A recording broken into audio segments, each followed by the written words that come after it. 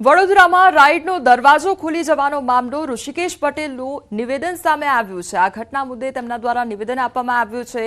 રાઇડના સંચાલકો સામે કાર્યવાહી કરવામાં આવી છે અને તંત્ર દ્વારા કાર્યવાહી કરવામાં આવી રહી છે। આ પ્રકારનું નિવેદન આપવામાં આવ્યું છે।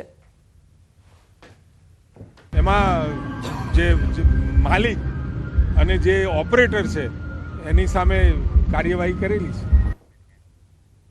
ગીર સોમનાથના મુખ્ય મથક વેરાવળમાં પોલીસે વ્યાજખોરો પર તવાઈ બોલાવી છે। વેરાવળ ખાતે પોલીસે સક્રિય થઈને વ્યાજખોરોને પકડી પાડ્યા છે। વિસ્તારમાં કુલ 11 જેટલા વ્યાજખોરો સામે ફરિયાદ નોંધાઈ હતી, જેના પગલે પોલીસે કાર્યવાહી કરીને કુલ 7 જેટલા આરોપી વ્યાજખોરોને પકડી પાડ્યા છે અને તમામની પૂછપરછ કરવામાં આવી રહી છે। સાથે જ અન્ય વ્યાજખોરોને પણ ઝડપી પાડવા પોલીસે કવાયત હાથ ધરી છે। 5-6%, 4%, 3%, 3 વર્ષથી વ્યાજ આપતો હતો તો મને છે ને અવસો બોલતા હતા 69 જેવું મેં 92 લાખ જેવું તો ચૂકવી દીધું, કોઈ બધી ધમકી આપતા હતા। તેમને કુલ 11 જેટલા જે વેરાવળ ગામના જે રહીશો છે એમની પાસેથી કુલ 83 લાખ રૂપિયા વ્યાજે લીધેલા।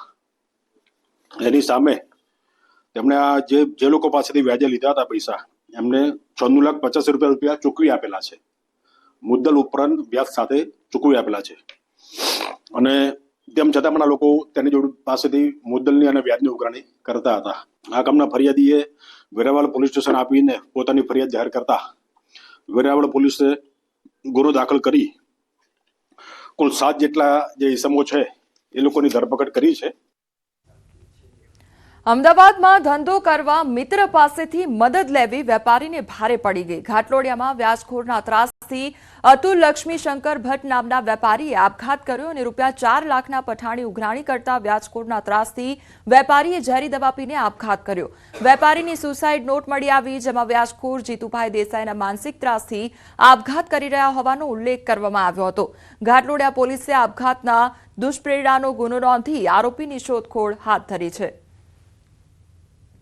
જીભાઈ વાઘજીભાઈ દેસાઈ જે એમના દ્વારા એમને અવારનવાર ઉછીના આપેલ રૂપિયા બાબતે વ્યાજનું વ્યાજ અને ઉઘરાણી બાબતે ધમકાવતા હોય અને તે બાબતે એમને લાગી આવતા આપને મરણ જવા માટેનું દુષ્પ્રેરણ કરેલું હોય તે બાબતે ઘાટલોડિયા પોલીસ સ્ટેશન